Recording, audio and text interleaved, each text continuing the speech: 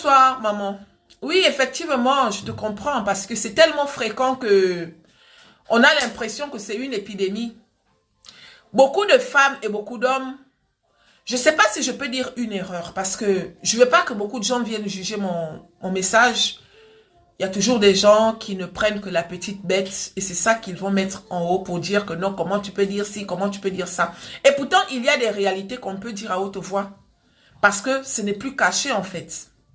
Moi, je connais des hommes qui ont sacrifié leur vie pour faire plaisir à leur famille.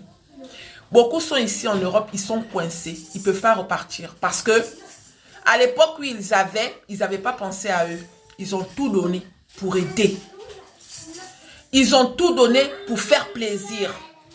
Mais le jour où ces personnes-là se sont retrouvées sans rien, on les indexe.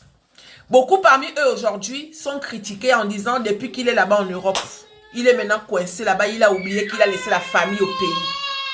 Ce n'est pas mauvais, hein? Mais c'est triste en fait. Il est coincé, il a oublié qu'il a laissé la famille au pays.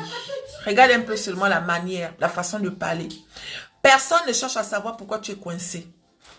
Depuis qu'il est parti, il n'a même pas construit une maison. Il vit en Europe. Est-ce qu'il est obligé de construire une maison? Est-ce qu'il a les moyens pour construire une maison? Je connais beaucoup. Je connais des femmes qui ont sacrifié leur vie. Il y a une maman avec qui je parle. Elle a 62 ans. Elle n'a pas eu d'enfant. Elle me dit, ma fille, quand j'étais jeune, qu'est-ce que je n'ai pas fait pour qui? Mes frères, sœurs, mes parents, j'ai tout donné.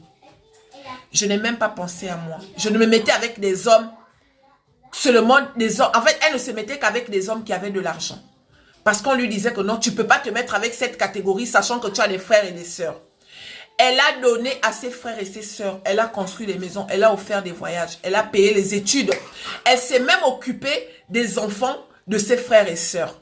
Mais c'est toutes ces personnes-là, du jour au lendemain, quand elle s'est retrouvée en mode entre la vie et la mort, parce qu'à un moment, elle avait tout perdu, son ex-mari, ses propres parents qu'elle avait aidés l'ont traitée de sorcière. Aujourd'hui, la dame en question, ça fait plus de 10 ans qu'elle est ici. Elle ne parle plus à sa famille. Ceux qui ne la connaissent pas la critiquent, regardez-la, elle a laissé les parents même pas repartir au pays. Mais pourtant, elle a une histoire. Les gens sont forts pour critiquer. Vous ne connaissez pas la vie des gens. Vous ne connaissez pas les sacrifices que les gens ont fait pour leur famille, là. Les familles qui sont en train de dire que ma propre tante est en Europe. Nous, on est là en train de souffrir. Mais pourtant, si vous fouillez le fond, la tante en question, elle a décidé de ne plus venir à cause de vous.